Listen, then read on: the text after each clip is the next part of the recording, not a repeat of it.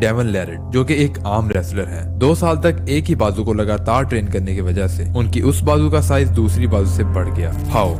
ऊंचे दरख्तों के पत्ते खाने की वजह से टाइम टू टाइम इनकी गर्दन में एक मैसिव चेंज आया, जो कि है इनकी नेक लेंथ। बट ऐसा कैसे हो गया? लॉन्ग टाइम तक परों का इस्तेमाल ना करने की वजह से जनरेशन बाय जनरेशन इनके विंग्स का साइज छोटा होने लगा। ऐसी और भी बहुत सारी चीजें। और क्या ये प्रिंसिपल्स हमारी हाइट बढ़ाने में भी काम आते हैं? भाई, हाइट तो टोटली जेनेटिक्स का खेल है ना, तो तुम इधर उधर की बात क्यों कर रहे हो?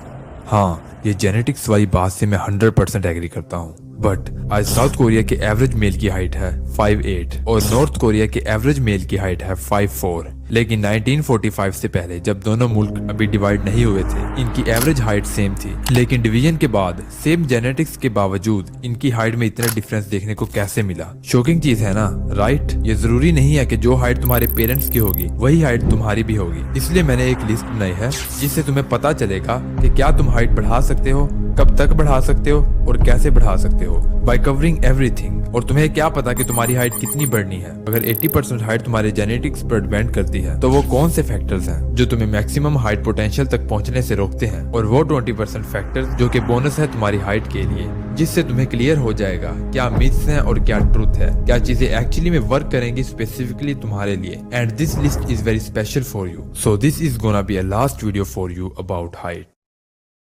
Height maxing list A, genetics.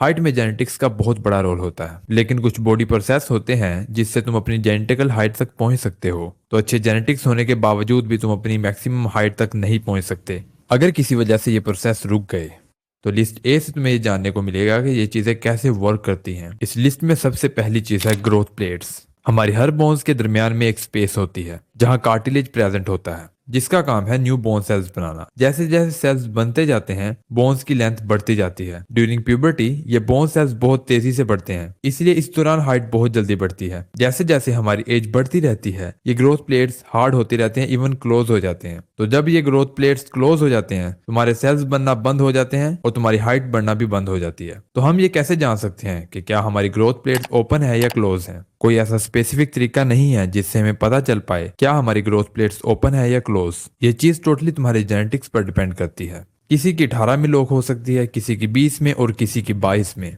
तो इन प्लेट्स को लॉक होने से पहले तुम मैक्सिमम ट्राई कर सकते हो कि तुम्हारी बॉडी में ज्यादा से ज्यादा सेल प्रोड्यूस हो और तुम्हारी बोन्स का लेंथ बढ़े। तो तुम हर वो काम कर सकते हो जिससे तुम्हारी बॉडी में ज्यादा से ज्यादा बोन सेल्स प्रोड्यूस हो। अगर तुम बोन सेल्स की प्रोडक्शन को बढ़ाना चाहते हो, तो सिर्फ एक चीज तुम्हें बताना चाहता हूँ, वो है growth hormone. Growth hormone responsible होता है हमारी हाइट के लिए, और ये हार्मोन प्रोड्यूस होता है पिट्यूटरी ग्लैंड से। ग्रोथ हार्मोन की मैक्सिमम प्रोडक्शन के लिए तुम्हें ये सब चीजें करनी पड़ेगी। इन सब चीजों के बारे में मैंने इस वीडियो में बहुत अच्छे से एक्सप्लेन किया है, तो मैं दोबारा से तुम्हें डाइट वगैरह इन सब चीजों के बारे में नहीं बताना चाहता। इस वीडियो को देखने के बाद तुम्हें ये वीडियो जरूर देखनी चाहिए। इसमें मैंने माइनर से माइनर चीज के बारे में डिस्कस किया, तो इसे जरूर देखना। Again reality check, growth hormone भी एज के साथ साथ प्रोडक्शन इसकी कम हो जाती है। So puberty is your golden age. अगर तुम प्यूबर्टी के दौरान वो सब काम करते हो जिससे तुम्हारी ग्रोथ हार्मोन प्रोडक्शन ज्यादा होती है, तो तुम अपनी मैक्सिमम जेनेटिकल हाइट तक पहुंच सकते हो। आई होप तुम समझ गए होगे। तो अब तुम जान गए हो कि अगर हाइट जेनेटिक्स का खेल है, तो बैकएंड में कौन से प्रोसेस काम करते हैं। अब कुछ ऐसी चीजें हैं जो कि इन प्रोसेसेस को रोकती हैं और तुम्हें तुम्हारी जेनेटिकल हाइट तक पहुंचने से रोकती हैं। तो अब उनके बारे में जानते हैं।